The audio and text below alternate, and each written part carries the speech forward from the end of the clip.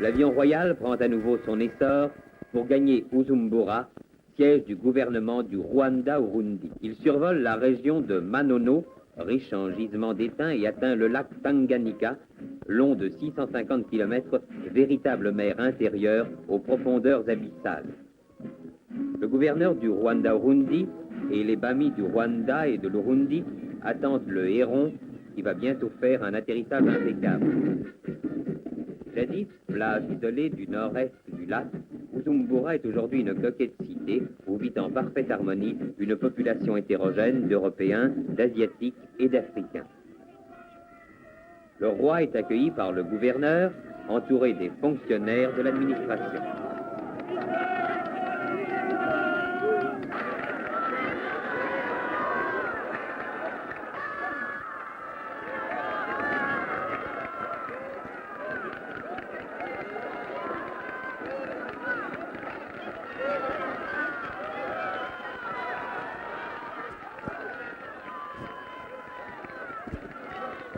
Les notables Barundi expriment leur loyalisme avec la dignité traditionnelle des habitants de ce pays.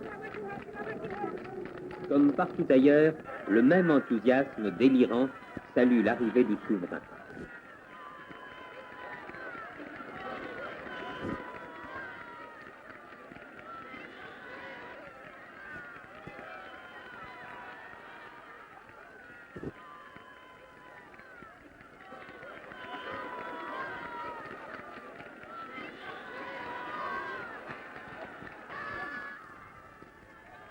Dans le stade, une élégante foule de notables indigènes attend le roi qui va assister à une grande fête folklorique.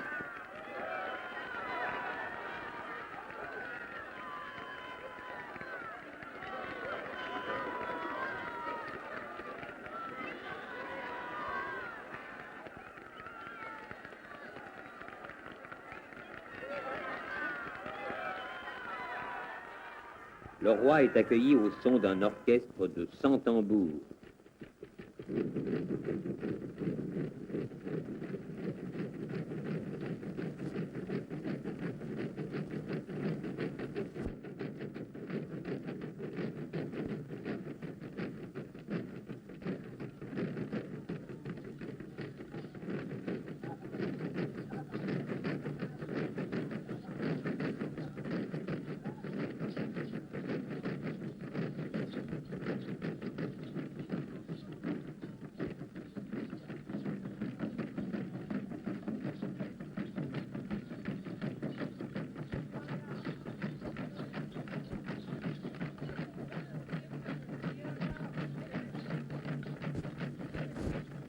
Coiffé d'une couronne en fibres de bananier, paré de peaux de léopard, de baudrier, de perles, le cou orné de coquillages, les guerriers Barundi célèbrent aujourd'hui la venue d'un grand chef.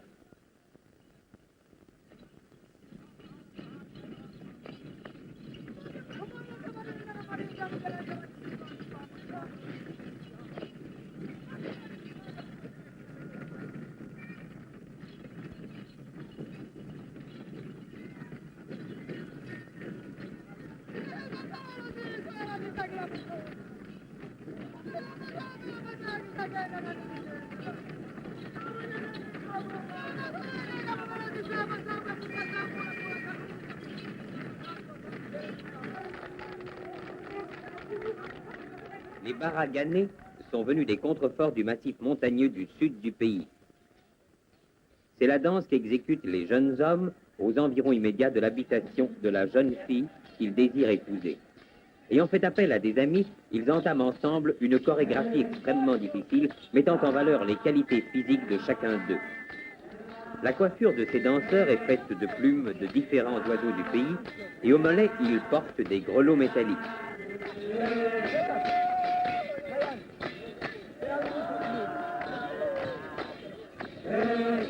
En route vers Murambia, résidence du Mwami de l'Urundi. Tout le long du chemin, de 3 en 3 mètres, les notables sont figés dans l'attente.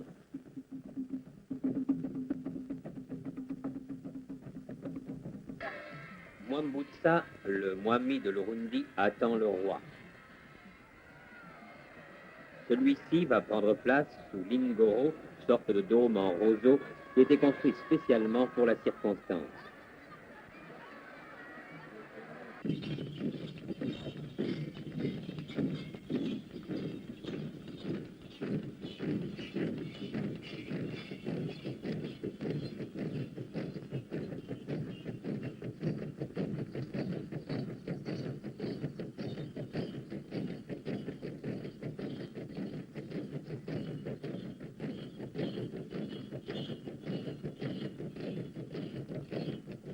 Une vache et son jeune taurillon sont offerts au roi. Cérémonie d'hommage sans pareil dans une pure tradition ancestrale et le plus grand honneur que l'on puisse faire à un visiteur de Mars.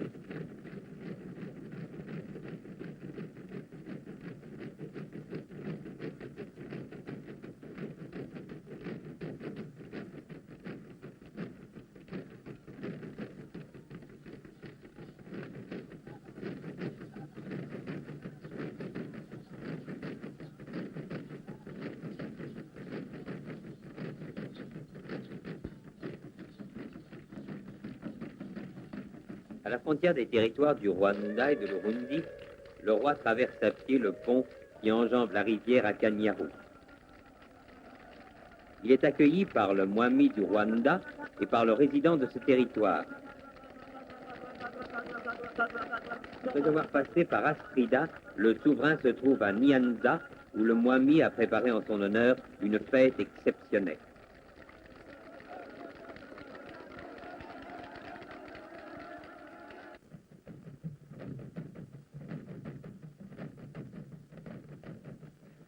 Soyez bienvenus dans Rwanda. Les personnalités ont pris place dans la tribune adossée à la maison de Mutara. Hommage au grand roi.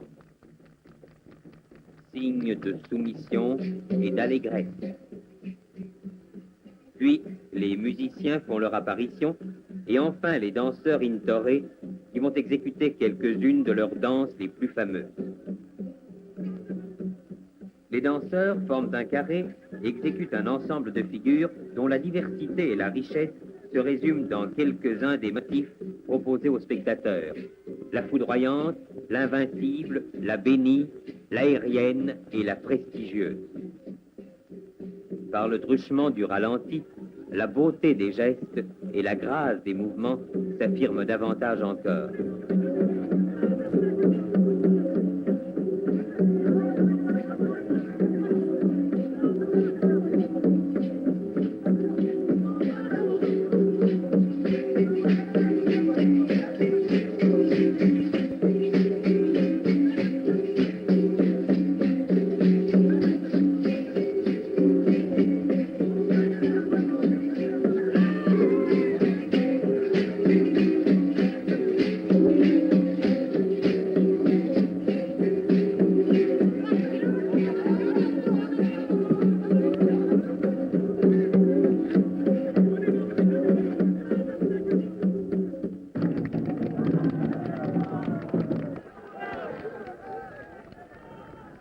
La cérémonie s'achève par une démonstration de saut en hauteur exécutée par de splendides athlètes.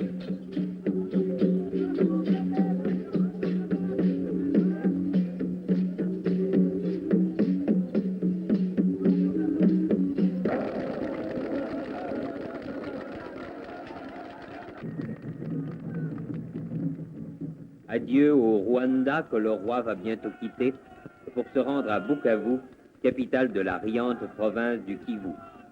Bukavu, une jeune cité déjà importante, une longue agglomération bâtie en bordure du lac, avec ses magasins, ses hôtels, ses banques, son athénée, son collège. Et sa cathédrale, qui domine un paysage de rêve au climat méditerranéen. Cette région est un perpétuel jardin fleuri. De la route, bordée d'eucalyptus, de cyprès et de chênes argentés, les seigneurs du pays sont échelonnés de 3 en 3 mètres, formant une garde d'honneur tout au long du parcours de la voiture royale.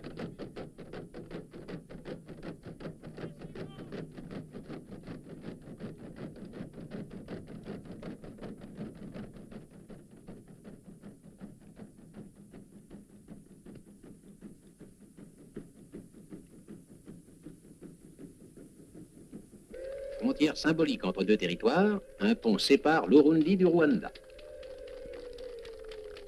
C'est ici que le roi prend congé du Mwami de l'Urundi.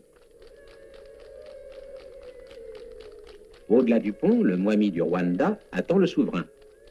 Accompagné du gouverneur général du Congo et du gouverneur du Rwanda-Urundi, le roi passe d'un royaume à l'autre. Sire, soyez bienvenue dans Rwanda. Sur un bout de route, au fond d'une vallée, le cérémonial de la bienvenue se déroule avec une grande simplicité, toute empreinte de noblesse.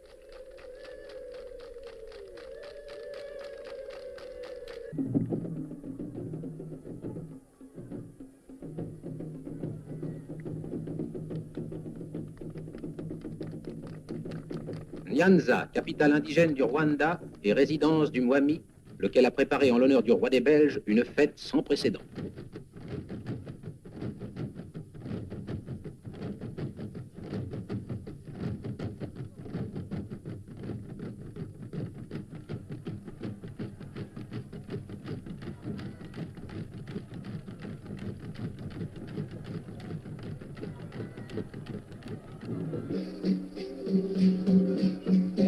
Dans un florilège qui évoquera toute la culture aristocratique du pays, les danseurs, accompagnés des tambours et des olifants, vont exécuter individuellement ou en groupe des danses que l'on appelle l'invincible, la victorieuse, la bénie, la provocatrice, l'aérienne, la prestigieuse, la chatoyante, l'incomparable, la foudroyante.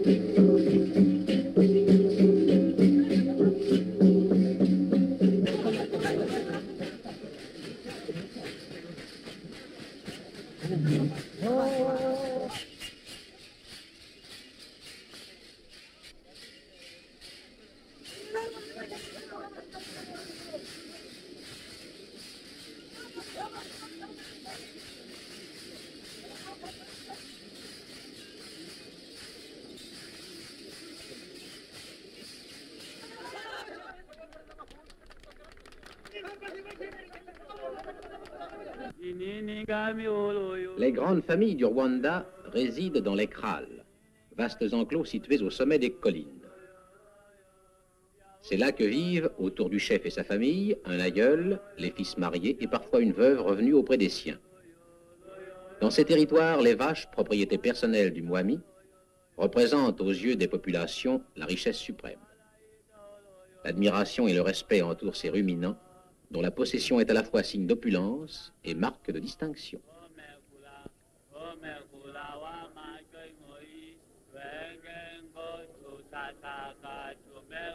Chaque fois qu'il veut honorer un visiteur, le Mwami du Rwanda lui offre une vache. Mais son témoignage le plus haut de vénération consiste en une vache laitière accompagnée de son veau. Les dignitaires de la cour marquent leur émotion devant ce geste royal.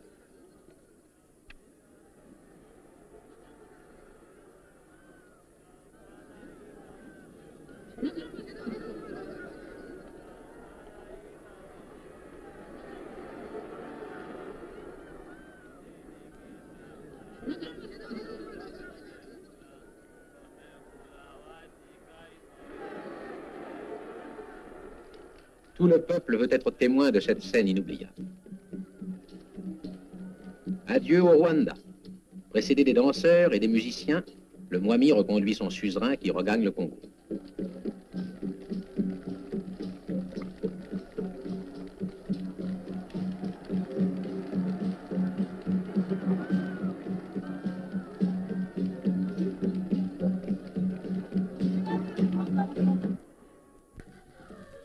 La forêt équatoriale doit sa luxuriance à l'eau.